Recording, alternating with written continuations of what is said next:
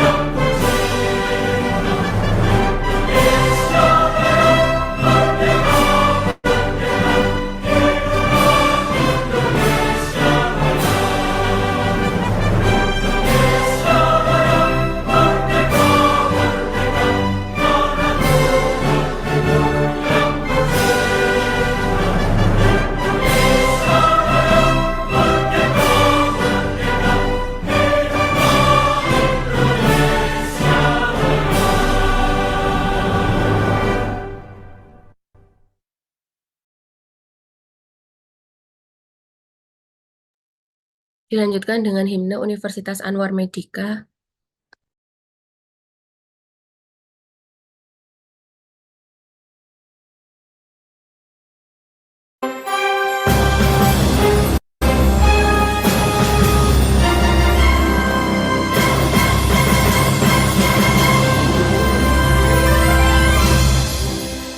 Universitas Anwar Medika bersatu tekad membangun bangsa, berperan aktif lakukan dharma, siap dan tangguh hadapi tantangan, dengan semangat yang membara, menuju cita-cita yang mulia, hasilkan karya unggul yang berguna bagi nusa dan bangsa.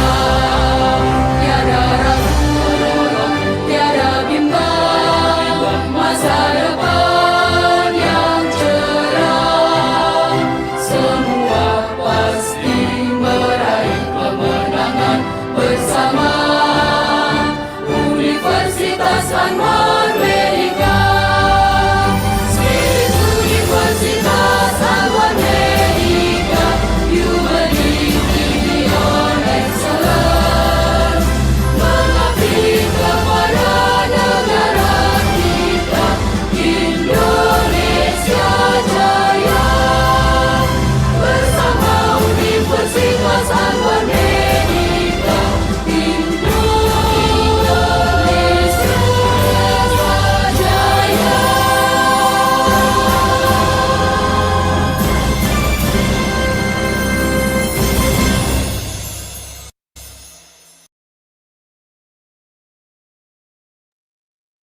Baik, Assalamualaikum warahmatullahi wabarakatuh. Shalom, Om Swastiastu, Namo Buddhaya, salam kebajikan.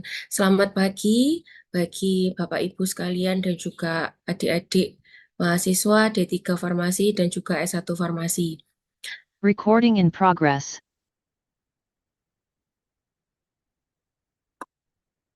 Yang terhormat Profesor Ahmad Syahrani MS APT, yang terhormat Dr. Agus Farudin Farid, yang terhormat juga Dr. Farida Anwari, MPH MM, yang terhormat juga Rektor Universitas Anwar Medika, Ibu Martina Kurnia Rohma, SSIM Biomed, yang terhormat Ibu Wakil Rektor 2, Ibu Ayunil Hisbiah, yang terhormat Bapak Wakil Rektor 1, Bapak Yulianto Adi Prasetya, yang terhormat Ibu Dekan Fakultas Ilmu Kesehatan Universitas Anwar Medika, Ibu Eviomita Rizky Amanda MSc, yang terhormat juga Ibu Kaprodi S1 Farmasi, Ibu Yani Ambari, S-Farm M-Farm, APT, yang terhormat juga Ibu Kaprodi D3 Farmasi, Ibu Puspita Raras Anindita,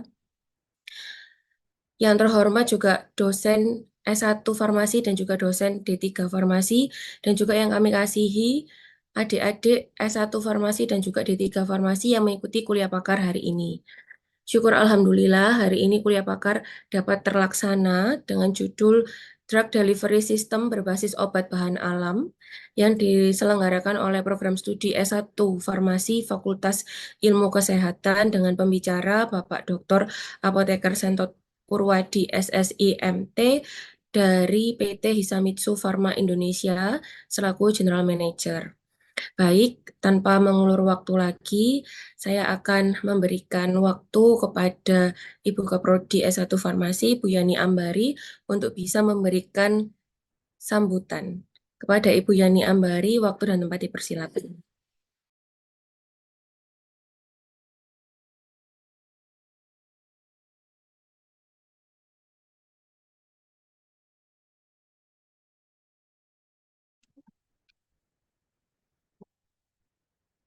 Terima kasih kepada MC yang telah memberikan saya kesempatan. Assalamualaikum warahmatullahi wabarakatuh. Yang terhormat Ketua Pembina Yayasan Dr. Agus Farudin, yang terhormat Rektor UAM Ibu Martina Kurnia Rohmah SSIM Biomed, yang terhormat Guru Besar Universitas Anwar Medika Profesor Dr. APT Ahmad Syahrani MSc, yang terhormat Ketua Senat Rumah Sakit Ketua Senat Universitas Anwar Medika Ibu Dr. Hajah Farida Anwari MPH, yang terhormat Wakil Rektor 1 Bapak Yulianto Ade Prasetya SSI MSI, yang terhormat Wakil Rektor 2 Ibu Ayunil Hisbiah SSI MSI, yang terhormat Dekan FIK Ibu Eviomita Rizky Amanda SSI MSD, yang saya hormati narasumber kuliah pakar pada pagi hari ini, Dr. APT Sentot Purwadi SNC MT. Saya ucapkan terima kasih karena sudah berkenan hadir dan berbagi ilmu kepada mahasiswa S1 Farmasi Universitas Anwar Medika. Saya ucapkan selamat datang juga di kuliah pakar program studi S1 Farmasi Universitas Anwar Medika. Yang terhormat Bapak Ibu dosen Universitas Anwar Medika dan seluruh tenaga kependidikan Universitas Anwar Medika, dan yang saya hormati seluruh peserta kuliah pakar baik dari mahasiswa S1 Farmasi maupun mahasiswa D3 Farmasi. Alhamdulillah, kita panjatkan puji dan syukur kehadirat Allah Subhanahu wa Ta'ala yang telah memberikan rahmat dan hidayahnya sehingga kita bisa menghadiri acara kuliah pakar dengan tema Drug Delivery System berbasis obat bahan alam pada pagi hari ini dalam keadaan sehat walafiat. Dengan adanya kuliah pakar ini diharapkan dapat meningkatkan pengetahuan dan wawasan bagi adik-adik mahasiswa, khususnya mahasiswa S1 Farmasi dalam pengembangan obat berbasis bahan alam. Saya ucapkan ya selamat datang, ya selamat menikmati acara kuliah pakar pada pagi hari ini dan semoga dapat memberikan kebaikan kepada kita semua. Saya juga mengucapkan terima kasih kepada seluruh panitia kuliah pakar yang telah bertugas menyiapkan acara kuliah pakar ini, sehingga kuliah pakar ini nantinya dapat berjalan dengan lancar sampai akhir. Saya selaku Kaprodi S1 Farmasi mewakili panitia memohon maaf jika selama pelaksanaan kegiatan terdapat kekurangan. Saya akhiri, Assalamualaikum warahmatullahi wabarakatuh. Terima kasih kepada Ibu Yani Ambari. Selanjutnya sambutan yang kedua sekaligus pembukaan oleh Dekan Fakultas Ilmu Kesehatan Ibu Eviomita Rizky Amanda MSc.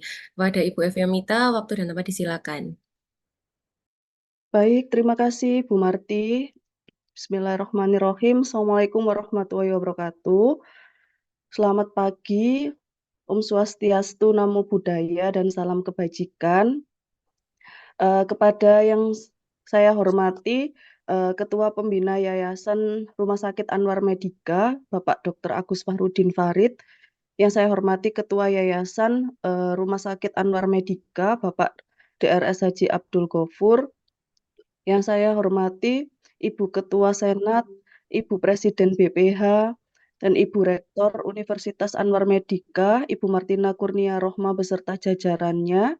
Yang saya hormati Kaprodi S1 Farmasi beserta dosen-dosen S1 Farmasi yang telah hadir pada hari ini, serta tidak lupa yang kami hormati pemateri pada pagi hari ini, Bapak Dr. Apoteker Sentot Purwadi SSI MT dari PT Hisamitsu Pharma Indonesia, serta seluruh panitia dan peserta yang telah bergabung pada acara hari ini. Pertama-tama saya ucapkan puji syukur kehadirat Allah Subhanahu wa Ta'ala yang telah memberikan kesehatan kepada kita semua sehingga kita bisa hadir dalam acara pada pagi hari ini dalam keadaan sehat walafiat. Yang kedua, tidak lupa sholawat serta salam tercurahkan kepada Nabi Muhammad SAW yang membimbing kita dari kegelapan menuju jalan terang benderang. Pertama-tama saya ucapkan selamat datang kepada seluruh peserta dalam acara kuliah pakar program studi S1 Farmasi dengan topik Drug Delivery System berbasis obat bahan alam. Tidak lupa juga saya ucapkan terima kasih banyak sekali lagi kepada Bapak Dr. Apoteker Sentot Purwadi yang telah meluangkan waktunya untuk dapat berbagi ilmu, berbagi pengalaman dengan adik-adik mahasiswa dan juga teman-teman dosen pada acara pada pagi hari ini. Sedikit kami memperkenalkan institusi kami dari Universitas Anwar Medika ini baru berumur 2 tahun, di mana sebelumnya adalah dalam bentuk stikes Sekolah Tinggi Ilmu Kesehatan Rumah Sakit Anwar Medika yang berdiri pada tahun 2014. Jadi belum genap 10 tahun usia kami, tapi sudah mengalami perubahan bentuk ya yang bagi kami itu peningkatan yang cukup drastis sehingga pada tahun kedua ini kami berusaha menapaki tangga demi tangga dan mengepakkan sayap agar tujuan kami bisa lebih tinggi lagi. Nah, melalui kuliah pakar ini harapan kami adalah kami bisa membuka jejaring yang lebih luas lagi dengan dunia usaha dunia industri, kemudian dengan pakar-pakar yang lain di luar Universitas Anwar Medika, kemudian dengan praktisi-praktisi juga kolaborasi akan kami kembangkan ke depannya. Nah, kemudian melalui kuliah pakar ini harapan kami juga adik-adik mahasiswa juga mendapatkan ilmu yang lebih banyak lagi dari praktisi-praktisi yang berpengalaman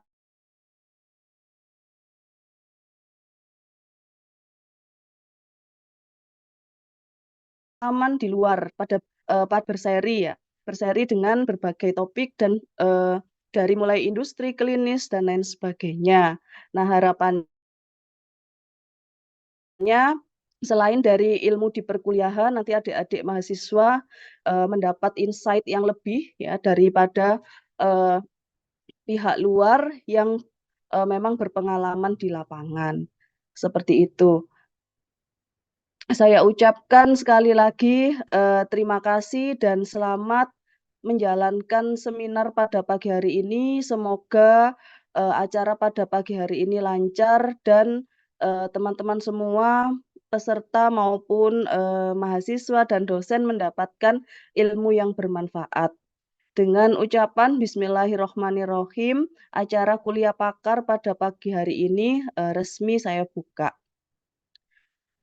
Sekian dari saya, kurang lebihnya kami mohon maaf. Akhir kata, wabillahi taufik wal hidayah. Wassalamualaikum warahmatullahi wabarakatuh. Baik, terima kasih kepada Ibu Eviamita Rizky Amanda. Baik, Bapak Ibu dan juga adik-adik mahasiswa semuanya, tanpa memperpanjang waktu, saya serahkan waktu dan tempat kepada Ibu moderator kita, kepada Ibu Apoteker Dewi Rahmati M.Farm. Saya menyerahkannya. Monggo, Bu Dewi. Oke, terima kasih Bu Marti selaku MC. Baik, Assalamualaikum warahmatullahi wabarakatuh. Selamat pagi semuanya. Nggih. Puji syukur marilah kita panjatkan kepada Allah Subhanahu wa taala karena dengan rahmatnya kita bisa berjumpa di kuliah pakar hari ini.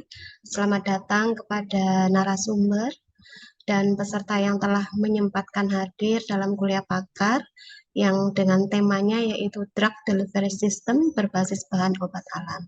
Yang terhormat Rektor Universitas Anwar Medika, Ibu Martina Kurnia Roma, SSI M Biomed beserta jajarannya, kemudian yang terhormat Dekan Fakultas Ilmu Kesehatan Ibu Eviamita Rizky Amanda SSI MSc, kemudian yang terhormat Ketua Program Studi S1 Farmasi Ibu Apoteker Yani Ambari S.M.Farm, yang terhormat kepada pemateri kuliah pakar Bapak Dr. Apoteker Sentot Purwandi SSI MT.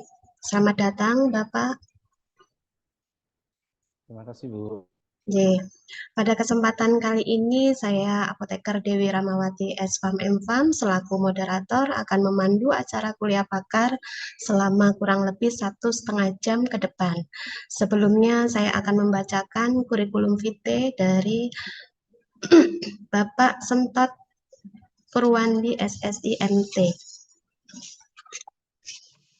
Bapak Dr. Apoteker Sentot Purwandi SSI MT, beliau lahir di Surabaya.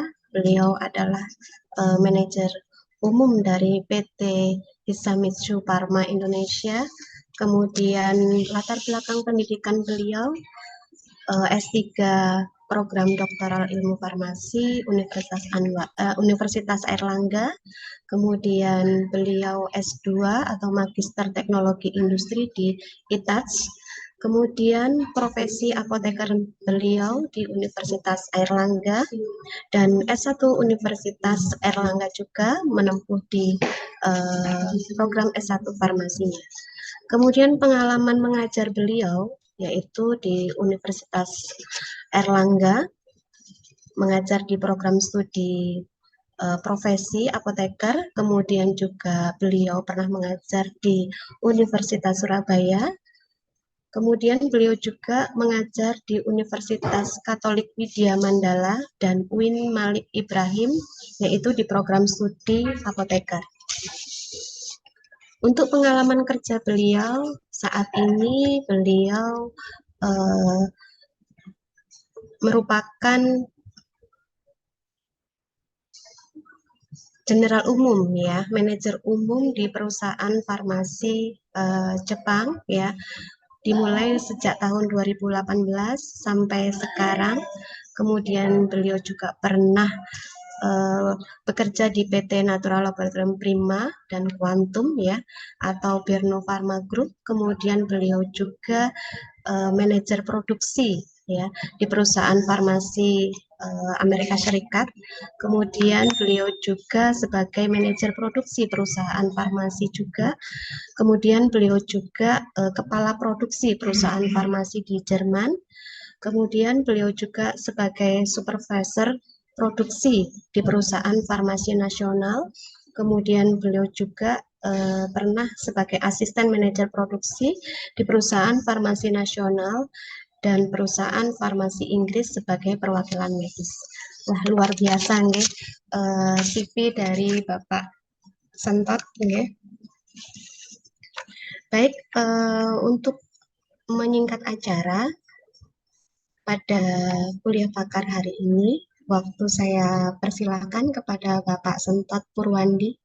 Monggo silakan Bapak. Baik, terima kasih Ibu Moderator. Pertama saya ucapkan terima kasih dan saya sampaikan yang terhormat kepada Rektor Universitas Anwar Medika, kemudian Ibu Dekan Fakultas Ilmu Kesehatan, juga Ibu Ketua Kaprodi S1 Farmasi. Jadi saya akan coba share apa yang pernah saya banyak alami ya di beberapa industri farmasi, juga sedikit banyak informasi terkait industri seperti apa. Mudah-mudahan banyak yang berminat juga. Baik, saya share, izin share, Bu. Baik, apakah sudah kelihatan presentasi saya? Ampun Bapak. Oke, baik.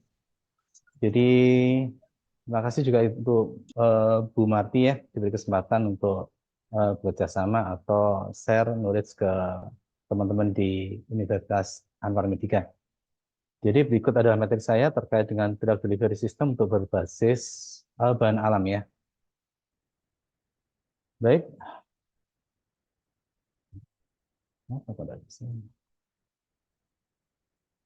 Baik, seperti kita ketahui bahwa obat itu adalah komoditi yang berbeda dengan bahan yang lainnya ya. Dengan makanan dan yang lainnya tentu berbeda karena obat memiliki 3 aspek yaitu aspek khasiat, keamanan dan mutu atau safety, efikasi dan quality. Kemudian kalau kita lihat siklus dari obat sendiri atau drug life cycle, jadi tentu obat itu pertama akan diawali dengan research, penelitian, kemudian setelah research, kemudian development, kalau sudah dapat hasilnya, di development untuk skala produksi. Skala produksi, kemudian setelah skala produksi sudah selesai, maka dia akan authorization, artinya didaftarkan ke FDA biasanya. Obat-obat ya, di FDA, ini perusahaan global ya. Kemudian dari sana baru kita perbanyak industrial manufacturer. Setelah itu kita marketing, setelah itu kita tracking, kemudian drug itu akan mature dan sudah saatnya untuk diganti dengan produk baru. Seperti itu obat ya. Jadi obat itu punya life cycle sendiri. Bisa saya gambarkan juga seperti ini. Jadi kalau kita lihat, jadi obat awal itu kalau berdasarkan dari riset, stage 1, research and development, maka kita perlu investment yang besar. Kemudian setelah sekitar 10 tahun, setelah penjualan atau penelitian, maka akan ada fase stage 2 yaitu marketing, branded medicine kita jual. Setelah branded medicine ini kita jual, kemudian pada tahun ke-20 maka akan muncul setelah fase patennya hilang, habis, akan muncul generic product. Sehingga obat akan turun lagi. Akan stabil, bisa dia stabil, atau dia akan tergantikan dengan produk baru. Jadi masanya sekitar 20 tahun itu ada life cycle dari produk mulai dari riset sampai dia akan tergantikan oleh generik. Nah, atau ilustrasinya seperti ini, jadi original kata bilang ini adalah original produk ya. Produk original hasil penelitian dari beberapa industri global ya. Kemudian setelah 10 tahun menghasilkan profit, maka dia akan ada copy produk atau generic produk. Nah, pada saat riset, tentu kita bisa memahami juga bahwa riset ini dibutuhkan resource yang banyak. Misalnya, ilustrasinya, kalau kita ada 10 komponen bahan yang calon dari bahan obat itu sendiri, maka pada saat drug discovery itu 10.000, pada saat preklinik itu akan berkurang jadi 250. Kemudian saat trial, clinical trial itu tinggal 5. Sehingga pada akhirnya nanti ketika review atau approve dari FDA, biasanya dari US ya, FDA ya, banyak perusahaan, FDA dulu, setelah mereka approve baru akan eh, disirkulasikan ke seluruh dunia sesuai dengan branch yang ada di atau cabang-cabang di seluruh dunia. Nah, itu gambarannya. Betapa susahnya kita membuat satu FDA approved drug ya, obat. Nah, ini kalau kita lihat fase-fasenya, mulai dari research, non-klinik, kemudian clinical, sampai selesai dan sampai nanti ada namanya post-approval life cycle. Kemudian, kalau biayanya berapa? Nah, biayanya sekarang obat itu yang terbaru rata-rata 10 tahun. Kalau udah bisa 5-7 tahun, sekarang nggak bisa. Sekitar 10 tahun dengan biaya sekitar 2,6 billion dolar. Dan itu adalah kalau kita bilang sekitar 22 triliun ya, 26 miliar, ya sekitar segitu. Dia yang sangat besar dan ini berat kalau misalnya kita di perusahaan nasional ya untuk membuat satu bahan aktif gitu ya. Nah, sehingga karena masanya itu adalah panjang dan butuh biaya besar, maka industri, terutama industri global itu menginvestasikan hasil penjualan yang seperti tadi itu menjadi investment untuk produk-produk calon produk baru. Nah, ini ya. Ini kalau misalnya kita di tahun 2000 tahun 1970 biayanya baru 179 miliar million ya, juta. Jadi 179 juta dolar. Kemudian tahun 90 naik menjadi 413 juta dolar. Kemudian tahun 90 menjadi 1 billion dolar. Kalau sekarang tahun 2000 ke atas itu 2,6 billion dolar. Itu untuk mendapatkan satu bahan aktif. Nah, sehingga kalau perusahaan global itu memang mereka by research, gitu ya, by research. Jadi mereka meriset dan riset ini itu banyak. Jadi central research itu misalnya dulu di perusahaan seperti Schering-Plough, kemudian Max Abdom Pharma, mereka punya riset di misalnya di Europe itu di mana, di Amerika di mana. Nah, mereka memang tujuan untuk research. Nah, biayanya untuk apa saja ada alokasinya biasanya ya. Untuk discovery itu sekitar 10%. Untuk screening dan testing secara biologi ada 14,2%. Preklinik ada 4,5%. Kemudian untuk formulasi sendiri ada 7,3%. Nah, yang paling besar adalah pada fase klinikal ya. Fase 1, 2, dan 3. Itu yang besar. Sehingga nantinya setelah fase klinikal ada manufacturing, kemudian bioavailability, dan ada itu berjumlah 100%. Nah, sebagai gambaran tahun 2019, berikut ada perusahaan-perusahaan yang punya calon obat, perusahaan global yang punya calon obat yang udah siap di fase-fasenya. Mereka bilang adalah pipeline ya. Pipeline itu artinya jaringan pipa, ini calon obat-obat baru nanti yang akan muncul sesuai dengan fase-fasenya, sesuai dengan desainnya. Misalnya tahun 2019 ya ini sebelum COVID atau ya barusan mulai COVID ya, tentu nanti akan berubah setelah COVID ya. Misalnya nomor satu, misalnya company Novartis. Kantor pusatnya di mana? Di Switzerland ya. Dia punya 219 calon obat tahun 2019. Kemudian Takeda, perusahaan Jepang, dia punya 211.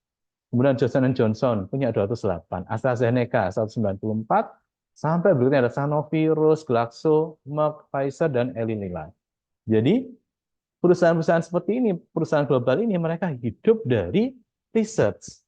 Jadi setelah riset mereka dapat keuntungan, maka sebagian keuntungan itu akan diinvestasikan menjadi riset obat-obat calon obat baru. Nah, ini berlangsung terus seperti itu. Nah, ketika nanti sudah mulai muncul generik, maka market share-nya akan sudah mulai turun. Nah, ketika turun ini, mereka sudah muncul produk-produk baru lagi. Jadi begitu urutannya. Nah, biasanya setelah kita dapat, kemudian kita dapat informasi dari global, gitu ya, bahwa produk ini akan dibuat, akan dipasarkan. Nah, mereka akan bikin strategi pemasarannya seperti apa. Nah, Kemudian, bagaimana dengan Indonesia, gitu ya? Jadi, industri farmasi Indonesia itu tumbuh besar ya. Seperti pada grafik di sebelah ini, bahwa industri farmasi di Indonesia tumbuh selama periode 5 tahun terakhir, mulai tahun 2015 sampai tahun 2019. Di mana industri farmasi dalam negeri telah bertambah sebanyak 132 industri baru. Sedangkan industri bahan baku meningkat 8 industri. Jadi, teman-teman yang kita sebagai profesi apoteker, itu peluang untuk industri sangat besar. Jadi pertumbuhannya ini ada sekitar 132 industri baru farmasi. Di mana kalau teman-teman memahami bahwa apoteker di industri farmasi itu ada lebih dari 3 minimal apoteker yang harus ada di industri farmasi. Kalau harus ada kan misalnya ada apoteker untuk produksi, QA, QC. Nah, ini juga pasti dalam industri itu lebih dari 3. QC pasti banyak apotekernya, kemudian QA, produksi itu pasti lebih dari 3. Total rata-rata di atas 10. Dan ini menjadi peluang buat teman-teman untuk bergabung di industri farmasi. Di mana industri farmasi ini juga ada industri obat tradisional dan yang lainnya yang tumbuh. Nah, kalau kita lihat registrasi obat di tahun 2019 juga ya, itu di Indonesia itu sudah kalau kita mau fokus ke industri medicine ya, tradisional medicine atau obat tradisional itu ada 11.707 yang didaftarkan registrasi obatnya. Nah, di Indonesia untuk obat dengan obat tradisional tentu berimbang, bahkan akan obat tradisional lebih tinggi. Kenapa? Karena potensi kita Indonesia itu kaya dengan sumber daya alam. Kalau kita mau obat baru seperti yang perusahaan global tadi, itu akan berat. Di mana kita butuh misalnya cost yang sangat tinggi untuk investasi menemukan satu obat. Kemudian juga butuh resource. Resource itu bisa dari sumber daya manusianya. Yang PhD, yang pro, fokus untuk menemukan obat. Belum lagi dari mesinnya, alat-alat yang dibutuhkan untuk menemukan satu bahan obat. Belum lagi trialnya. Rumah sakit yang dibutuhkan untuk trial obat. Fase 1, fase 2, fase 3 klinik. Itu sangat panjang dan sangat tinggi biayanya. Nah, biasanya obat baru itu adalah obat yang itu. Artinya, setelah bahan aktif ditemukan oleh perusahaan global tadi, maka dia membuat formulasi yang berbeda di Indonesia. Nah, kita lebih fokus ke bahan dengan potensi alam di Indonesia, kaya alamnya sangat besar. Sehingga kita fokus ke traditional medicine. Itu adalah kekuatan kita. Karena kita di negara tropis dengan ribuan tanaman yang bisa dimanfaatkan menjadi obat tradisional. Nah, di sini pertumbuhan industri obat tradisional pun sangat tinggi, berkembang. Nah, kenapa? Kalau kita lihat obat tradisional sendiri ya, kekuatannya potensi alam kita melimpah. Mau jadi bahan aktif, bahan baku, bahan tambahan, kita punya semuanya. Kemudian kita punya pangsa pasar yang besar. Dengan 270 juta orang di Indonesia, itu kita punya pangsa yang besar. Kemudian terbukanya pengembangan produk. Kalau kita lihat riset-riset teman-teman ya, yang kemarin saya di S3, itu juga obat tradisional banyak. Ada yang riset terkait dengan bawang Kalimantan, kemudian Bajaga, kemudian banyak yang bisa kita riset. Nah, hasil riset itu memang perlu untuk dihilirisasi. Nah, ini perlu diperbaiki untuk hilirisasinya hasil riset dari universitas atau institut. Kemudian terdapat kebijakan nasional yang mendukung. Jadi, pemerintah sudah mendukung pengembangan obat tradisional ini melalui studi-studi dan melalui aturan yang memudahkan. Kalau kita sudah tahu kekuatannya, kita juga harus tahu kelemahannya supaya kita bisa mengantisipasi keterbatasan modal. Yaitu tadi ya, keterbatasan modal. Ini akan kita arahkan. Artinya mau kemana kita? Apakah obat itu farmaka, ataukah jamu, ataukah herbal? Nah, tentu ini sesuai dengan kapasitas kita. Kemudian promosi produk sangat minim. Kemudian budaya konsumsi obat tradisional udah mulai luntur. Ya, kita lihat beberapa industri jamu juga sudah mulai ada yang gugur ya, misalnya kayak jamu ibu. Karena image atau tren, kalau kita menggunakan obat tradisional, image-nya kita orang yang mungkin seperti orang yang image-nya orang lama. Tapi itu bisa terbantahkan. Kalau kita lihat misalnya kayak Sido muncul dengan tolak anginnya. Dengan branding yang benar, dengan harga kompetitif, tolak angin ini sangat sangat apa ya? Sangat tinggi penjualannya. Nah, itu tantangan kita mengubah image ya. Kemudian infrastruktur pengembangan belum maksimal. Ya, infrastruktur ini artinya apa ya, support untuk pengembangan ini ya. Misalnya nanti kalau misalnya obat tradisional itu ada namanya standarisasi dan sebagainya. Nah, itu kita harus kerjasama dengan banyak pihak. Tapi di luar kelemahan ini kita punya peluang besar. Kenapa? Orang sekarang melihat tren kembali ke produk alami. Ya, produk alami ini mempunyai posisi yang lebih tinggi dibandingkan dengan produk modern. Kenapa? Orang melihat ini lebih alami, lebih natural, lebih aman buat tubuh dan sebagainya. Nah, ini trennya udah mulai tinggi. Kemudian tenaga kesehatan juga udah mulai menerima produk obat herbal. Kemudian ada perdagangan bebas. Recording stopped. Kemudian sebagai ancaman, ini kan SWOT analisis ya, ada kekuatan, kelemahan, ada peluang, dan ada ancaman. Ada juga obat tradisional impor. Seperti kita ketahui bahwa Cina, India itu kuat juga di obat tradisional. Dan ini juga menguasai pasar. Kemudian ada bahan BKO dalam obat tradisional. Nah, ini yang jadi ancaman yang tidak benar ya. Jadi kita juga itu ancaman buat kita. Nah, ini adalah peta kekuatan, kelemahan, peluang, dan ancaman terkait dengan pengembangan obat herbal. Nah, tentu teman-teman juga mengetahui ya ada Recording in tradisionalism progress. terkait dengan kearifan dan budaya lokal ya. Sehingga bisa dimanfaatkan etnofarmakologi sebagai alat pengembangan obat bahan alam yang aman dan efektif. Nah, di Indonesia kita mengenal 3 ya. Ada obat fitofarmaka, obat herbal terstandar, dan jamu. Dengan kelebihan dan kekurangannya. Di mana kalau kita sampai ke jamu, itu lebih persyaratannya tidak sekompleks obat herbal terstandar ataupun fitofarmaka. Nah, memang target kita harusnya kita punya obat yang berupa fitofarmaka. Sehingga bisa berkompetisi dengan obat yang modern. Nah, ini juga tentu ada keterbatasannya ya, terkait dengan klaim khasiatnya. Nah, bagaimana riset bahan alam itu banyak. Termasuk juga penelitian saya kemarin terkait dengan riset bahan alam. Nah, waktu itu penelitian saya terkait dengan serabut kulit buah siwalan. Saya raja ya. Jadi buah siwalan ini buahnya berlimpah, tetapi merupakan limbah perkebunan. Dari sana saya lihat komposisinya. Kulit buah siwalan ini komposisi selulosanya paling tinggi, sekitar 69%. Jadi tujuan saya riset kemarin itu adalah mengubah dari yang berupa limbah menjadi bahan yang bermanfaat, turunan selulosa. Kalau selulosa belum bisa dimanfaatkan sebagai bahan pembantu atau pembawa di industri farmasi, sehingga saya harus mensintesis menjadi metil selulosa.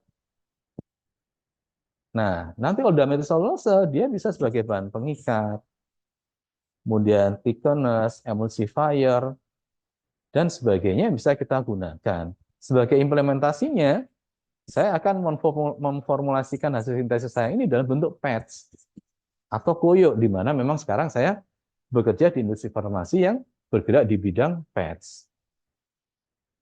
Nah, kalau kita cek metil selulosa itu dari global ada, di Indonesia tidak ada pabriknya. Perusahaan global ada dari Aslan, Sigma Aldrich, ada CRS, ada BASF, dan harganya sangat mahal. dengan volume yang sangat tinggi dibutuhkan di Indonesia, padahal kita tidak punya pabriknya. Kita hanya impor. Padahal potensinya sangat besar. Kita ambil aja buah siwalan serabutnya, kita isolasi, sintesis, akan dapat seperti ini. Nah, memang saya arahkan ke PETS. Dan hasilnya, tahapan 1, saya isolasi selulosa. Kemudian saya karakterisasi fisika dan kimia. Saya compare dengan USP, saya compare dengan produk yang saya sebutkan lagi di atas, hasilnya sebanding. Kemudian saya sintesis metiselulose, optimasi. Kemudian saya compare dengan USP, saya compare dengan produk yang ada di market. Dan itu hasilnya sebanding, hampir sama. Bahkan setelah saya formulasi menjadi PETS, itu menjadi PET yang bisa digunakan. Jadi bahan alam di Indonesia itu sangat besar. Dan kalau kita review jurnal-jurnal itu banyak. Bisa ada yang dari ampas tebu, kemudian ada yang dari nanas, limbah nanas, buahnya.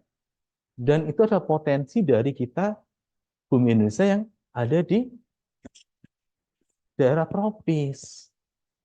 Jadi kita bisa manfaatkan dari bahan yang berupa limbah menjadi bahan baku farmasi. Nah, alhamdulillah berhasil dan bisa lulus ya. Sementara kalau kita lihat sendiri, drug delivery system itu kan cara kita ya membawa obat lah, sederhananya seperti itu. Cara kita membawa obat dari pembawa menuju ke reseptor gitu ya. Jadi kita sebagai carrier, a system that is used as a medium or carrier for administration of therapeutic agent drug to patient body. Nah, caranya gimana buahnya?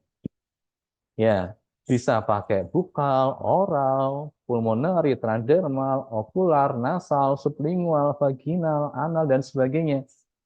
Dan di Indonesia, obat-obat ini sudah dibuat bukal, oral, pulmonary, transdermal. Nah, kebetulan kemarin saya pakai yang transdermal, drug delivery system transdermal PETS. Nah, untuk drug delivery system, vehicle juga sendiri ya ada nanopartikel, liposom, microsphere.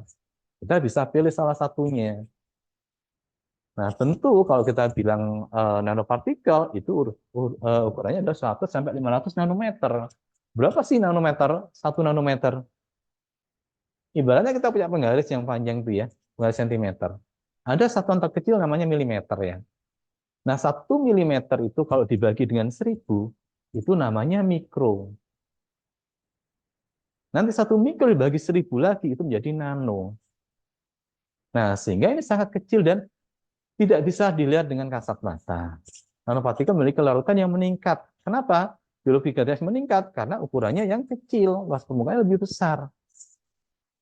Nanopartikel dapat masuk ke dalam tubuh melalui 3 jalur, yaitu injeksi, inhalasi, ataupun oral.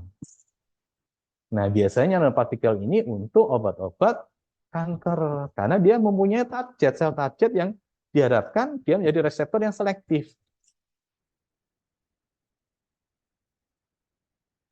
Nah, bagaimana dengan industri farmasi implementasi obat-obat ini? Kalau kita lihat industri farmasi supply chain, tentu kita mulai dari supplier, kemudian pabrik, distributor, rumah sakit, ataupun apotek, baru sampai ke customer.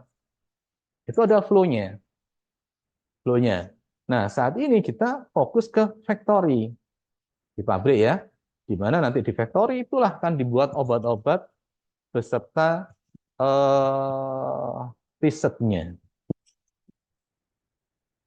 Nah, kelebihan dari farmasi dia punya material, punya organisasi, punya mesin, punya instrumen, punya prosedur, punya fasilitas, punya tim registrasi, punya perhitungan kalkulasi. Tentu karena industri farmasi ya, dia menghitung profit ya, cost of good manufacturing sama cost of good sales. Jadi biaya HPP ku berapa, saya jual berapa, keuntungannya berapa. Nah, tentu mereka membudgetkan dan mereka punya teknologi, mereka punya pergudangan, sales, dan business development. Biasanya obat, saya sambung yang tadi ya, ketika obat launch, product introduction, maka kita membuat artwork. Artwork itu desain obat. Desain obat ya, desain obatnya ada aturannya. Teman-teman di industri biasanya memakai nama buku coklat.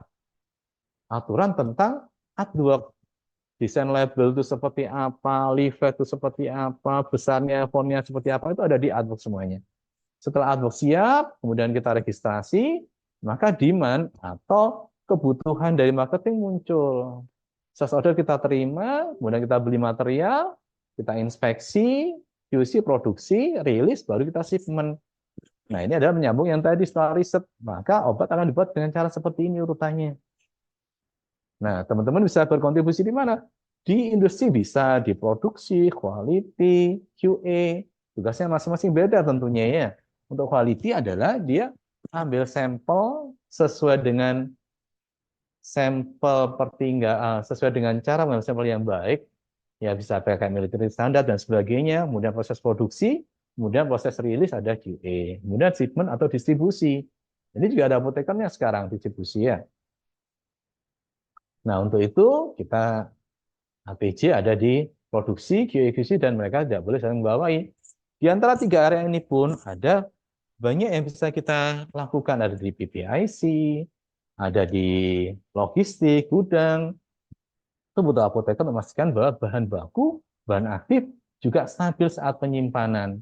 Dan saat produk jadi pun bisa distribusi dengan baik. Nah, ini urutannya.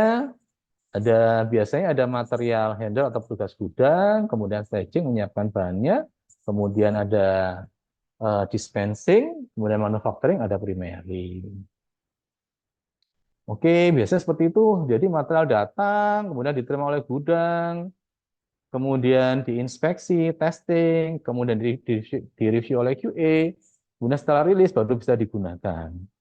Kemudian dokumen atau software paper atau basic code dikeluarkan, kemudian akan proses produksi. Sementara penyetakan tablet sama dengan teman-teman yang di kampus ya, hampir sama.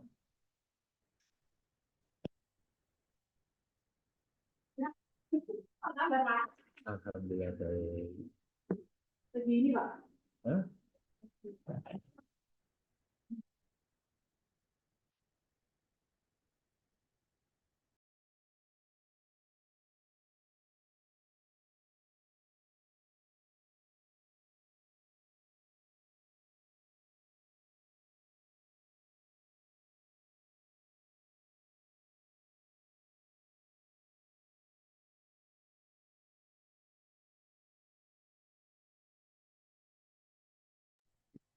Baik, di sini ada proses pencetakan tablet ya, granul sama saya akan lebih fokus ke liquid hampir sama ya dengan praktikum teman-teman. Kalau di industri sama, jadi gula dan garam, sodium itu dimasukkan dalam compounding tank, pengental, pemanis, pengawet, pewarna, bahan aktif, kemudian dibuat larutan, didinginkan, kemudian dicek IPC-nya, pH biasanya ya. Kalau pH-nya nggak masuk baru di-adjust. Kemudian bahan-bahan yang mudah menguap, misalnya alkohol, flavor ditambahkan terakhir. Kemudian balok, kemudian difiltrasi, oleh QC akan diambil sampel untuk dianalisa awal, tengah, akhir. Kemudian external liquid, bedanya dengan internal liquid, sebenarnya hampir sama cara pembuatannya. Kemudian untuk pembuatan krim, krim ini kan berbeda ya. Semi solid dah kita bilang ya. Ada fase minyak, ada fase air. Jadi fase air dilelehkan, fase minyak dilelehkan, kemudian emulgator dimasukkan ke fase minyak atau fase air sesuai dengan kelarutannya, kemudian dicampur. Nah, saat pencampuran ini adalah fase yang kritikal. Di mana karena ini dua fase yang berbeda, fase air dan fase minyak. Nah, biasanya itu akan bisa campur dalam kondisi yang meleleh fase cairnya. Itu ya, fase cair dipanaskan 70, fase minyak panaskan 70, kemudian dicampur. Nah, dicampur jadi di compounding tank, di sana ada homogenizer. Jadi homogenizer ini akan membantu mencampur fase minyak dan fase air dengan tambahan dengan adanya emulgator, maka dia menjadi homogen dan menjadi satu fase. Beda antara homogenizer dengan mixer ya. Kalau mixer cuma mengaduk. Kalau homogenizer dia sirkulasi, kemudian di bawahnya ada pemecahnya, sehingga membentuk butiran-butiran sangat kecil. Dengan butiran kecil ini, maka dia bisa bergabung antara fase minyak dengan fase air dengan bantuan emulgator. Kemudian IPC-nya dicek pH-nya. Kemudian setelah selesai, maka diturunkan suhunya. Salep hampir sama, hanya komposisinya berbeda dengan krim, air minyaknya ya. Nah, kemudian saya akan share beberapa industri yang pernah saya ikuti ya. Jadi, pertama adalah di Rama Emerald Multi Sukses ya. Di sini saya waktu masuk sebagai asisten manajer produksi di tahun 98-99. Nah, di Rama ini industri itu membuat tablet, sirup, energy drink. Vitas mungkin zaman dulu masih ada yang orang paham dengan Vitas ya. Nah, di sini kita fokus terhadap implementasi CPOP ya. Kemudian di tahun 99 saya pindah ke Paros ya, Jakarta. Kalau tadi di Gresik, ini di Jakarta sebagai supervisor. Karena sebelumnya Rama Pharma itu industri farmasi nasional yang skalanya medium. Kalau Paros skalanya sudah besar, gitu ya. Nah, di sini saya banyak mempunyai pengalaman ya, karena Paros ini punya tablet, punya sirup, punya emulsi, punya ovula, punya suppositoria, punya steril, punya beta-lactam, punya non-beta-lactam, punya. Nah, terkait dengan bahan alam, itu ada beberapa yang saya punya kesempatan ya waktu itu terkait dengan igastrum ya. Igastrum itu kan kostum bovin ya. Jadi dia bahan alam susu kalau nggak salah itu diformulasi menjadi tablet. Tentu ini membutuhkan banyak perlakuan. Waktu itu memang RH-nya diminta di bawah 30%. Ya, Nuriskin juga sama. Nuriskin waktu itu saya sempat develop. Jadi kita develop Nuriskin diproduksi, pengolahannya bahan alam ini kita jadikan seperti kapsul ataupun tablet ataupun sirup. Nah, tentu saat pertama kita harus memastikan bahwa bahan baku yang datang itu atau bahan aktif yang datang itu sudah sesuai dengan spesifikasi. Ya. Nah, kemudian baru kita lakukan formulasi. Tahun 1999 sampai tahun 2000 saya di Paros. Kemudian tahun 2000 sampai 2005 saya pindah ke perusahaan Eropa ya, Jerman, Sharing AG. Nah, di sini saya terkait dengan produk yaitu hormon. Sharing AG terkenal dengan produk hormonnya, tablet hormon misalnya Microginon, kemudian Microginova, Primolut, ya itu ada obat-obat buatan Sharing. Nah, di sini terkait dengan kandungan per tabletnya, ya saya bisa share teman-teman, kandungan per tabletnya itu untuk levonorgestrel itu 0,15 mg, bahkan etil estradiol itu 0,03 mg per tablet. Dan ini harus homogen, speknya harus masuk. Tentu ini tantangan sendiri ya, buat industri farmasi yang membuat kandungan tabletnya cuma 0,03 mg dan harus homogen. Kenapa? Ini adalah hormon. Ketika nanti ini tidak homogen, maka dampaknya akan besar. Set efeknya juga akan semakin besar. Sehingga bahan-bahan aktif ini yang merupakan hasil riset dari Sharing AG ini memang ukurannya micronized, kecil. Karena dia harus terdistribusi secara homogen dalam satu balap 165 kilo dan itu harus homogen. Nah, untuk itu, karena memang ini perusahaan Jerman dengan teknologinya tahun 2000-an, itu membuat closed system. Dia bahan aktif itu terbuka hanya sekali. Setelah itu dia masuk ke dalam kontainer, untuk proses berikutnya itu sudah closed system semuanya. Dan semua sistem itu terkualifikasi, prosesnya tervalidasi. Nah, dengan bahan baku yang mikro ini, sehingga kita waktu itu kalau di tempat lain masih pakai fluid bed drying ya. Oven itu paling manual atau paling sederhana, kemudian ada FBD, fluid bed drying, ada FBG, fluid bed granulator. Nah, di tahun tersebut itu Sharing AG itu sudah pakai fluid bed granulator. Artinya apa? Selain dia mengeringkan, tapi dia juga akan membuat granul. Jadi dalam fluid bed drying itu setelah dia dipanaskan, disemprotlah dengan larutan pengikat di dalam chambernya fluid bed drying dengan ukuran yang sangat kecil, sehingga nanti terbentuk granul yang sangat kecil, bukan finesse ya, tapi granul. Kalau finesse itu kan bukan granul ya, tapi ini granul sangat kecil. Dengan granul yang sangat kecil inilah bisa didapatkan tablet dengan kandungan yang seragam, homogen, dengan yang sangat kecil. Teknologinya seperti itu. Setelah berbuat granulator pun, dia langsung ditransfer secara otomatis ke mesin cetak. Mesin cetaknya waktu itu mereknya Veta ya, Veta P2100. Nah, mesin cetaknya pun itu sudah tervalidasi. Jadi dia sudah di-set dengan berat sangat minim, ketika ada variasi dia akan otomatis reject sendiri tabletnya. Dan setiap 30 menit dia akan melakukan in-process control secara internal, dikonekkan dengan master check wire. Jadi teknologinya, kalau memang perusahaan Jerman itu berbeda ya, teknologinya itu udah di tahun 2000-an sudah sangat high menurut saya ya. Jadi full sudah otomatis semuanya, mulai dari granulasi otomatis, cetak otomatis, coatingnya juga otomatis, sampai blistering semua udah otomatis sehingga tercapai kualitas yang diinginkan dengan teknologi tadi. Ya, jadi teknologi Micronize itu sudah dilakukan di tablet Microginon, di tablet ini. Ya, sehingga efek sampingnya tentu berbeda dengan tablet yang dibuat dengan granul yang besar, distribusinya mungkin tidak homogen, sehingga punya side effect yang berbeda. Jadi itu pengalaman saya di sharing ya. Jadi kita buat obat Microginon, testosteron, kemudian ya kita banyak bergerak di obat-obat hormonal.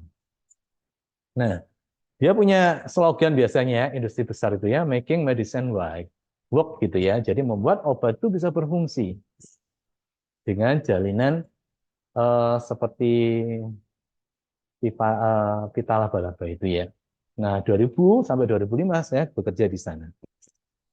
Kemudian berikutnya tahun 2005 sampai tahun 2012 saya balik ke Surabaya dan saya bekerja di PT Sharing Ploh yang ada di Pandaan. Nah, ini berbeda ya. Kalau tadi Sharing AG, ini Sharing Ploh. Sama-sama sharing sebenarnya.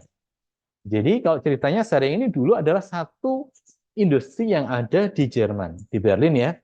Kemudian setelah Perang Dunia Kedua kalah, maka Sharing ini juga dibawa ke Amerika. Merger dengan Ploh, namanya Sharing Ploh. Sehingga Sharing AG dengan Sharing Ploh ini dua industri yang berbeda. Satu perusahaan Amerika, satu perusahaan Jerman. Gitu ya. Nah, di perusahaan Amerika ini, Sharing Ploh itu basicnya bukan hormonal lagi. Dia mengembangkan menjadi obat-obat untuk anti alergi biasanya. Di sini saya sebagai manajer produksi sudah ya. Nah, ini dia membuat basicnya, dosis formnya itu lebih banyak ke krim, gel, pasta. Kalau udah setengah padat, tablet ada, sirup ada. Cuman lebih banyak itu di setengah padat, krim, gel, pasta. Nah, kalau tadi saya belajar dengan Micronize di Sharing AG, di sini saya belajar terkait juga dengan bahan aktif yang tidak larut. Ya, ada betametason, ada salisilit as, itu tidak larut dalam air. Nah, karena tidak larut, supaya ini dengan tujuan Micronize tadi, memperbesar luas permukaannya, maka kita milling dulu bahan aktifnya ini, kita olah dulu.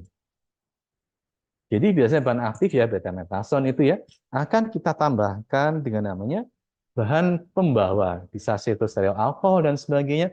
Kemudian dia di milling, diperkecil ukurannya dulu. Cuman waktu itu aja sampai Micronize, gitu ya. Jadi bahan aktif dimasukkan cetet, tambahkan pelarut, kemudian dia di milling. Waktu itu kita pakai Silverson milling, jadi dia diresirkulasi seperti homogenizer saat proses pembuatan krim tadi. Tetapi ini berbeda karena pisaunya di set sangat kecil sehingga bahan yang nanti melewati pisau itu akan dia teriris ya, teriris, tapi itu disirkulasi terus. Nah, untuk lamanya sirkulasi ini kita sudah memvalidasi prosesnya. Kalau nggak salah 15 sampai 20 menit kita sirkulasi. Setelah itu hasilnya akan dicek sama lab. Dicek ukurannya, kalau sudah masuk baru kita lanjutkan proses produksi krim, pasta, dan yang lainnya tadi. Nah, di sini kita menemukan bukannya satu bahan aktif, ada beberapa. Di antaranya adalah betametason. Ini harus kita reduce ukurannya. Ya, kalau sebenarnya di industri farmasi pun sebenarnya ada betametason yang sudah berukuran micronize. Tapi tentu dari price itu berbeda. Jadi kalau kita mau beli bahan baku, oh ada betametason saja. Ada betametason namanya udah micronize. Nah, selisih harga ini tentu akan mengaruhi nanti pada HPP, harga pokok produksi. Karena biasanya mereka ambil bahan aktifnya dari tempat lain, kemudian mereka ada proses micronize atau mengecilkan ukuran partikelnya. Nah, mereka akan jual lagi. Nah, di sini saat itu kita betametason yang bukan micronize sehingga kita perlu mengurangi ukurannya dengan cara dimailing. Dimailing sekian menit, sekian jam sesuai dengan validasinya, sehingga nanti setelah diukur sama quality, sesuai dengan ukurannya, baru diinformasikan ke produksi untuk bisa dijalankan proses produksinya. Seperti tadi ada tangki minyak, ada tangki air, kemudian bahan-bahan dimasukkan yang larut minyak, bahan-bahan dimasukkan larut air, kemudian ditransfer ke mixing tank atau compounding tank, kemudian dihomogenkan.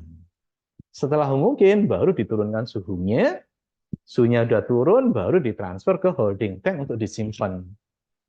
Karena biasanya setelah ada homogenizer ini, proses homogenizer, maka ada udara yang terjebak di dalamnya. Saat kita filling, pasti dia tidak stabil. Kita tunggu besoknya, setelah volumenya stabil, baru kita filling. Ya, di sharing flow ini banyak. Nah, karakter perusahaan Amerika itu berbeda dengan perusahaan Jerman ya. Kalau perusahaan Jerman, di sharing AG tadi, kalau nggak salah waktu itu ada 40 set ya di dunia. 40 set sharing AG, dan itu semua mesinnya itu sama semua ya. Cara pembuatannya sama. Tapi kalau sharing flow ini berbeda. Masing-masing boleh menggunakan mesinnya berbeda-beda. Tetapi nanti hasilnya sama.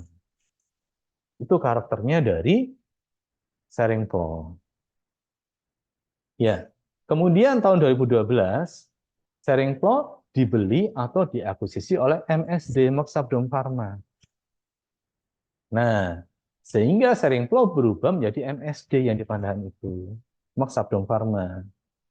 Nah, MSD ini mempunyai varian produk yang berbeda dengan sharing flow, sehingga saat akuisisi itu mempunyai kelengkapan terapi obatnya yang lengkap sekarang, mulai dari vaksin, mulai dari antibiotik, mulai dari anti alergi, dia punya banyak semuanya.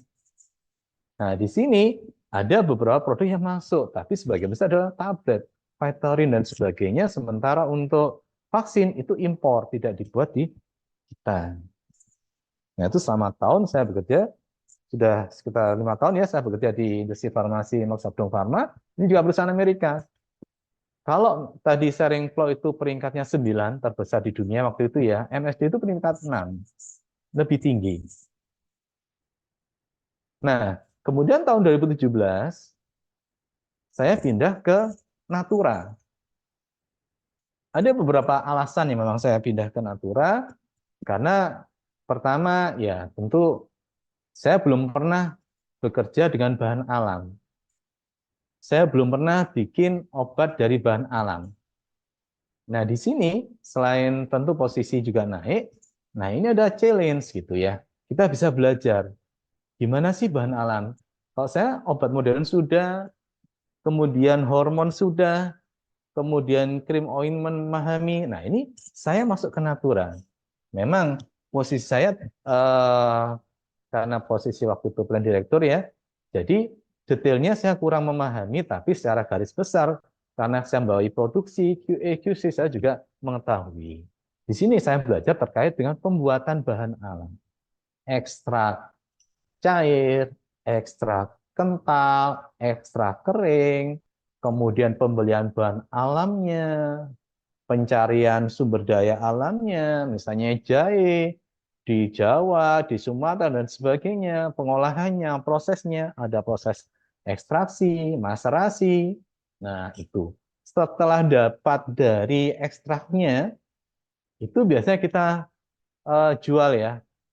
Misalnya waktu itu ke Sidomuncul kalau nggak salah ya, ekstrak jahenya. Kemudian juga ke Kalbe, ekstrak jahenya. Kemudian juga pewarna kita juga pernah buat, pewarna alami. Nah, termasuk juga kita hasil-hasil ekstrak ini juga kita buat sebagai obat. Jadi setelah kita ekstraksi kita juga ada produksinya, ada tablet, daun kelor, tablet mangostin. Nah, itu kita belajar di situ saya sekitar 1,5 tahun ya. Belajar terkait dengan bahan alam, kemudian standarisasinya, kemudian proses produksinya, kemudian proses analisanya, proses rilisnya. Nah, di sini di Natura itu memang tepat untuk apa ya, belajar terkait dengan pembuatan bahan alam termasuk produk jadinya. Itu. Nah, di sini tentu banyak lika-likunya buat alam ini yang tidak pernah saya perkirakan sebelumnya. Kalau sebelumnya yang masuk gudang itu kan bahan bakunya misalnya selalu serbuk ya. Serbuk dan sebagainya. Ini kan enggak. Ada sayuran, ada buah-buahan, ada rimpang, ada akar. Nah, itu harus ditreatment dulu, dicuci, diperkecil ukurannya. Dan banyak cara yang bisa dilakukan ya. Dan bisa buat jus, bisa buat ekstrak, bisa banyak hal. Dan ini memang hasil kekayaan kita yang bisa kita lestarikan dan bisa kita buat produk. Ya, produk yang bisa mewakili dari industri obat tradisional di Indonesia. Nah, dari Natura tahun 2018 ya, saya pindah lagi sampai sekarang di PT Hisamitsu Pharma Indonesia. Ada beberapa hal pertimbangan ya. Jadi Hisamitsu ini produknya adalah patch atau koyo ya. Koyo atau patch. Nah, koyo atau patch ini saya belum pernah belajar terkait dengan koyo atau patch, termasuk juga waktu di kampus. Kita ingin tahu ya, seperti apa sih teknologinya, seperti apa sih cara pembuatannya. Nah, di sini saya belajar terkait dengan pembuatan patch ya. Contohnya ada Salonpas, Bradley Fever, dan sebagainya. Sampai saat ini, gitu ya. Jabatan terakhir saya sebagai General Manager di PT Hisamitsu Pharma Indonesia. Nah, di sini kita tantangannya adalah kita bekerja dengan produk yang baru buat saya ya. Belajar ya. Patch itu berbeda dengan yang lainnya. Nah, ini adalah teknologinya, dari sistemnya adalah transdermal. Yang lain lagi misalnya ada oral, kata-kata oral ya, ini adalah transdermal patch. Jadi itu sharing experience dari saya sampai saat ini. Mungkin nanti kalau misalnya ada pertanyaan, gimana caranya, di luar topik pun silahkan. Jadi saya bisa share bagaimana strategi kerja di industri, monggo silahkan. Baik, itu aja yang bisa saya sampaikan dalam materi kali ini. Terima kasih untuk kesempatan diberikan saya. Saya kembalikan ke moderator. Baik, terima kasih Pak Dokter Sentot ya. Kebetulan ini sudah ada penanya, Dok. Oke. Monggo silakan. Langsung saya bacakan saja nih. Nggih. Saya Yuyun dari mahasiswa Universitas Anwar Medika. Mohon izin bertanya, Bapak, bagaimana proses membuat suatu produk nanopartikel untuk sediaan padat, kemudian cairan dan juga semi solid, ya. Apakah ada syarat atau karakteristik bahan tertentu yang digunakan, Bapak? Mohon arahannya. Terima kasih banyak. Oke, ini langsung dijawab atau pripun, Bapak? Monggo saya coba jawab dulu, Bu ya. Oke, monggo silakan. Baik, terima kasih pertanyaan yang baik ya. Jadi nanopartikel ini kalau kita lihat searching di jurnal itu banyak. Nanopartikel banyak ya. Tetapi dalam implementasinya, sama saya bekerja, saya hanya bekerja di industri yang micronize gitu ya. Sampai skala micronize. Karena nanopartikel ini kalau saya baca di jurnal itu obat yang memang khusus dibuat untuk bisa menembus seperti membran barrier di otak, gitu ya. Kemudian target-target untuk obat yang memang kanker. Kemudian untuk beberapa obat tertentu dan di mana itu sebagian besar atau tidak diproduksi di Indonesia. Saya hanya berdasarkan jurnal. Kalau cara pembuatannya tentu tidak berbeda. Cara pembuatannya. Ya, cara pembuatannya tentu tidak berbeda, hanya nanti obatnya akan diformulasikan, diperkecil, terutama bahan aktifnya dengan ukuran nano. Sehingga bisa sampai sel target dengan baik dan benar. Itu ya. Nah, kalau cara pembuatannya bisa tablet ya sama. Tablet kita memahami ada tablet yang cara granulasi basah, granulasi kering, cetak langsung seperti itu. Kemudian sirupnya sama seperti yang disampaikan tadi. Jadi bahan baku dilarutkan, kemudian dia ditambahkan bahan-bahan yang lainnya. Nah, memang ukuran nano ini tentu berbeda. Kalau saya tadi, berdasarkan pengalaman saya, memang ukuran mikrones itu kita buat. Karena memang bahan bakunya tidak larut.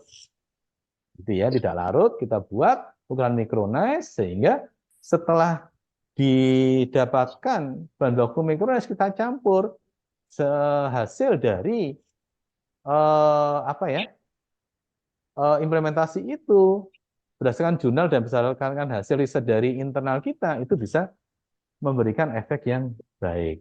Nanopartikel ini memang harus hati-hati ya. Artinya begini, obat berukuran nano atau partikel ini kan bisa menembus kemana-mana karena apa ya ukurannya sangat kecil. Jangan sampai justru nanti kita buat ukuran nano ini malah dia merembes kemana-mana nantinya. Sehingga sel target itu justru tidak tercapai atau tercapai, tapi yang lainnya kena dampaknya. Nah, biasanya akan dikasih marker atau penanda sehingga obat ukuran nano ini akan mencapai reseptor yang diinginkan. Gitu sih, Bu. Oke. Ya, pertanyaan yang bagus dan jawabannya juga sangat bagus nih, Dok. Baik, ini ada beberapa pertanyaan lagi, Dok, dari mahasiswa terkait instrumen apa yang biasanya digunakan untuk membuat nanopartikel, begitu mungkin bisa arahannya terkait dengan karena ini ada yang chat juga melalui WA saya, jadi begitu, Dok, mohon arahannya. Iya, baik. Jadi nano ini kalau sempat di awal dari penelitian saya itu memang saya mau membuat partikel nano sebenarnya ya. Waktu penelitian S3 saya itu memang saya ingin membuat metformin dalam bentuk nano. Nah, nano ini saya searching, memang industri belum ada yang buat di Indonesia. Jadi saya kontak teman-teman saya di industri itu hampir nggak ada. Sehingga saya kontak LIPI. LIPI itu ada alat untuk membuat atau memperkecil dari partikel seukuran nano. Ada. Waktu itu saya sempat kontak dengan, jadi ada dua cara, ada top down atau bottom up pembuatan nano itu. Jadi ada secara fisik juga ada secara ditambahkan pelarut bisa. Nah, waktu itu saya sudah sempat kontak dan sudah janjian untuk melakukan pengecilan ukuran partikel bahan aktif saya menjadi nano. Cuman waktu itu belum sempat terrealisasi karena saya harus ganti judul. Gitu. Jadi metodenya bisa ada bottom up atau top down, itu bisa. Nah, karena ini masih apa ya? Masih dalam high teknologi ya. Nah, tentu cara pembuatannya masih kita ikuti sesuai dengan yang ada di jurnal. Karena implementasinya, khawatirnya nanti teknologi nano ini bisa, tapi investasinya sangat mahal dan biayanya juga sangat tinggi. Kalau kita lihat ada bottom up, ada top down, caranya seperti itu. Dan berdasarkan pengalaman saya, itu LIPI punya alatnya menggunakan itu, dan saya baru mau mendaftarkan atau mengujikan, tapi promotor saya bilang untuk ganti judul, sehingga saya nggak melanjutkan. Tapi dari literatur yang saya baca, seperti itu tata caranya.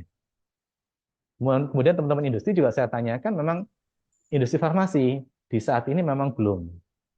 belum ke sana ya. Yang saya tanya teman industri punya nggak pengalaman nano, rata-rata mereka mikrones aja sampai mikrones seperti yang pengalaman saya untuk pembuatan beta metoksin tadi yang tidak larut. Jadi mereka membuat bahannya menjadi mikrones. Nggih, luar biasa ya Prof, Dok ya, untuk apa namanya nanopartikel itu memang sangat-sangat tinggi untuk biayanya, nggih. Tapi itu ada kemungkinan tidak Dok untuk apa namanya kita menciptakan alat sendiri begitu? Jadi kalau menciptakan alat mungkin agak susah ya. Kita beli Bisa, alatnya, nggih. kemudian kita formulasi menjadi nano bisa. Oh, produksi Artinya nano skala bisa. lab ya. Nggih, skala Tapi lab. harus ada alasan reasonnya karena industri kan seperti ini ya. Kenapa kita nano kan gitu ya? Karena Nggih. industri itu sudah punya estimasi 5 tahun ke depan, 10 tahun ke depan tuh apa yang akan kita buat, itu mereka sudah punya estimasinya. Sehingga dia sudah punya yang namanya pipeline tadi, calon-calon obat tadi, sesuai dengan hasil riset dari marketing. Nah, di sini ada namanya BUSDEV, Business Development yang sudah memperkirakan 5 tahun ke depan tuh apa yang laku, 10 tahun ke depan tuh apa yang laku. Nah, dari informasi itu mereka develop produk-produk baru. Nah, produk baru ini akan dibuat diformulasi sesuai dengan keinginan dari sales marketing. Nah, tentu kalau misalnya kita mau ke nano, orang bertanya, kenapa kita buat nano? Gitu ya. Apa urgensinya? Apa background-nya?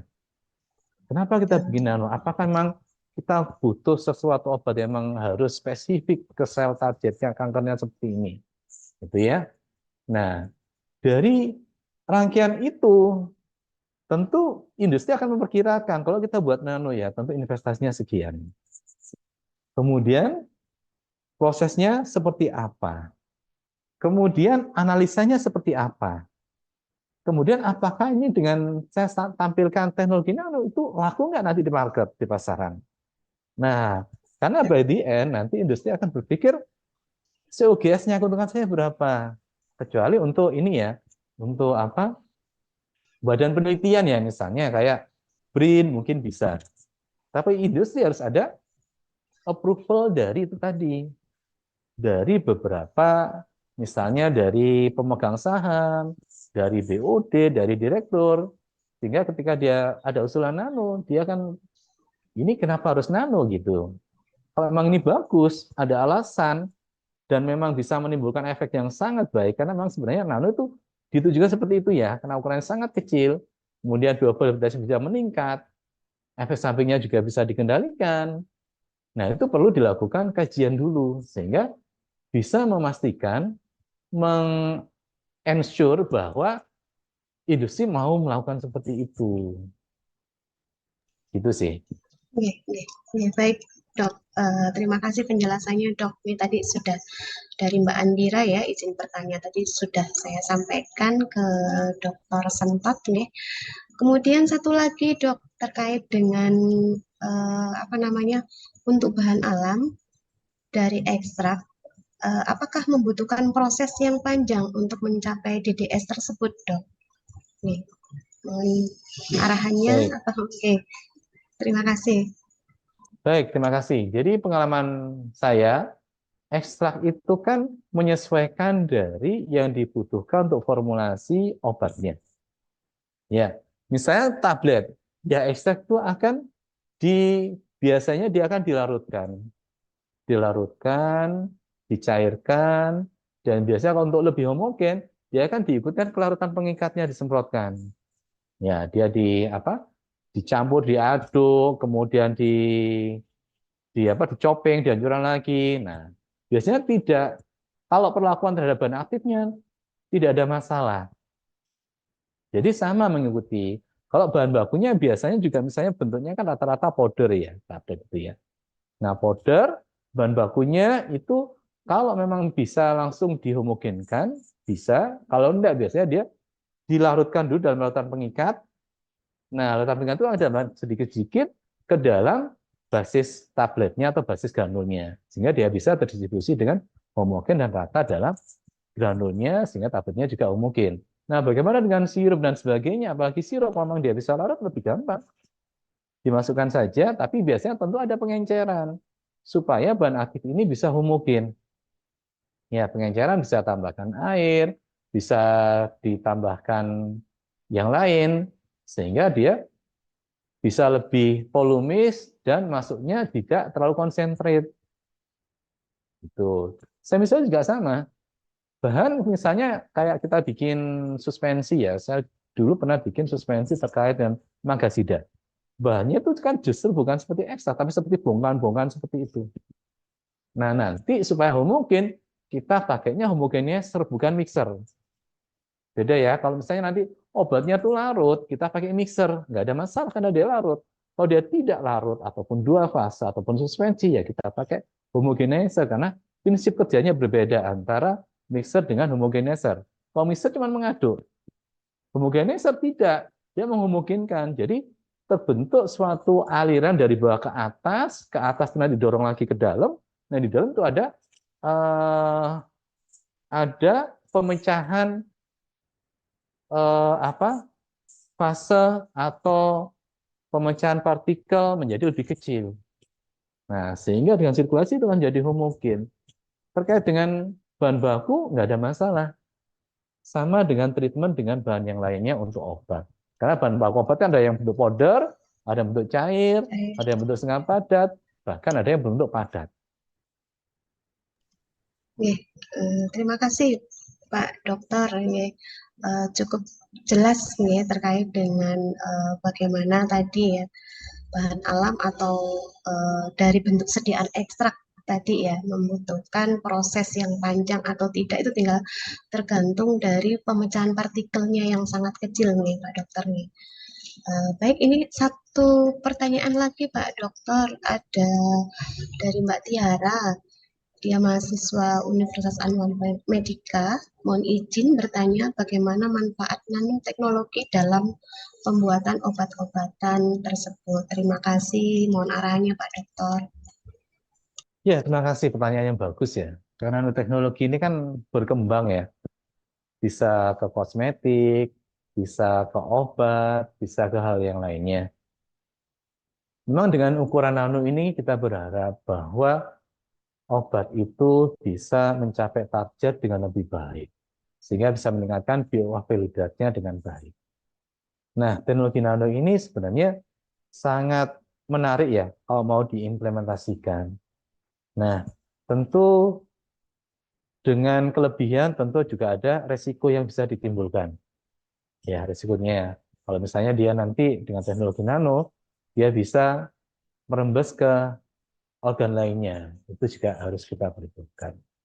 Nah, memang kalau Bapak jelasnya baca, teknologi nano ini berguna untuk bahan baku yang tidak larut, sehingga bisa meningkatkan kelarutan, sehingga bisa meningkatkan bioavailabilitas dari obat itu sendiri. Termasuk juga dengan teknologi nano ini kita bisa spesifik, target itu bisa tercapai untuk reseptor yang kita inginkan. Sehingga aplikasinya itu ada beberapa obat, tapi mungkin bukan di Indonesia ya, dari impor ya, itu yang menggunakan teknologi nano. Di antaranya untuk obat-obat yang harus bisa menembus membran yang ada di otak. Kemudian untuk AIDS, untuk HIV ya, HIV itu harus selektif. Kemudian juga untuk kanker. Biasanya saya baca ada 3 area itu yang menjadi sel target untuk produksi nano. Jadi untuk CA kanker, karena ini harus spesifik pada sel reseptor, beda dengan yang sekarang, obat-obat sekarang itu lebih general. Kalau misalnya kita mengobati kanker, sel lainnya juga akan kena. Nah, dengan teknologi nano ini diharapkan bisa memberikan spesifikasi buat sel target kanker itu. Kemudian juga obat yang bisa menembus sawar darah otak. Itu perlu karena dia menembusnya itu susah lapisannya, sehingga perlu obat berukuran nano. Kemudian terakhir dengan spesifik obat-obat untuk virus. Nah, itu bisa diimplementasikan. Jadi ada 3 area itu yang saya baca berdasarkan jurnal ya, bisa diimplementasikan untuk obat-obat yang berukuran nano. Terima kasih. Terima kasih Pak Dokter. Ini kebetulan ada pertanyaan satu lagi, tapi kita cut dulu nggih, karena waktunya juga sudah habis. Saya ucapkan terima kasih banyak kepada Bapak Dokter Apoteker Sentot Purwandi, SSIMT yang sudah memberikan materi yang luar biasa dan pengalaman yang sangat banyak di bidang industri farmasi terkait DDS tersebut. Kemudian sebelumnya saya akhiri, mohon izinkan saya terlebih dahulu nggih Dok untuk menyampaikan atau memberikan sedikit kutipan terkait materi hari ini, yaitu Drug Delivery System atau DDS atau sistem penghantaran obat. Tersebut merupakan suatu sistem untuk mengirimkan zat terapeutik obat yang telah digunakan baik secara klinis maupun praklinis dalam pengobatan suatu penyakit dengan berbagai jenis pembawa obatnya tadi dalam sistem penghantaran dengan targetnya seperti tadi sudah dijelaskan oleh Pak Dr. Sentot terkait dengan liposom polimer, misel, kemudian nanopartikel, dan lain sebagainya. Baik, demikian acara kuliah pakar dengan tema Drug Delivery System berbasis obat bahan alam. Saya sebagai moderator memohon maaf atas kata dan sikap yang kurang berkenan. Selamat siang dan saya tutup dengan Assalamualaikum warahmatullahi wabarakatuh. Saya kembalikan ke MC. Mohon untuk Pak Dokter jangan live dulu dari room Zoom karena akan ada beberapa sertifikat yang diberikan oleh MC. Terima kasih Pak Dokter. Monggo Baik, Ibu Marti. terima kasih Bu Dewi, terima kasih juga Pak Sentot untuk waktunya sudah sharing Pak di kami Pak. Sebetulnya mahasiswa banyak yang antusias Pak Sentot, cuman ya karena keterbatasan waktu, jadi mungkin nanti ke depan bisa dijadwalkan lagi Pak, kapan jenengan bisa mungkin hadir offline mungkin ya, nanti untuk Ya, bisa kuliah lebih dalam lagi. Baik, berikut kami akan sampaikan terkait sertifikat Pak Sentot selaku pemateri. Monggo mohon dibantu.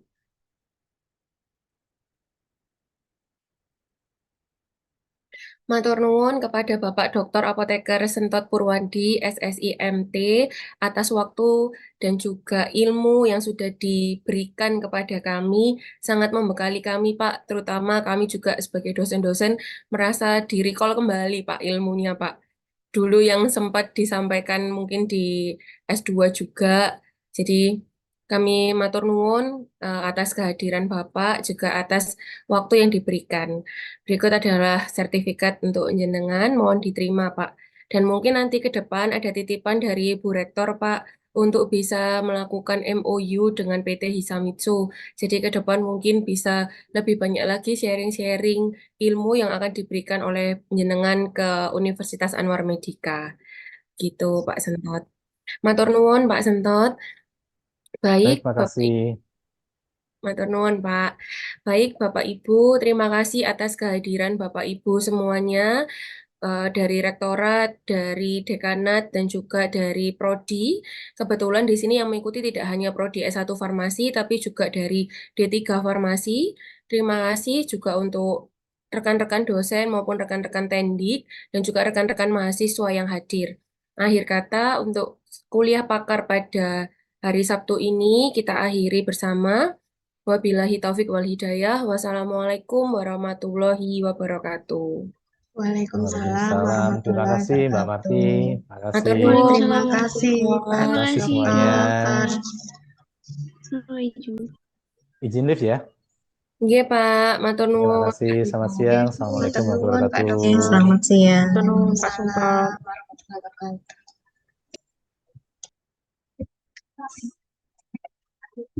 Sudah tak Recording stopped.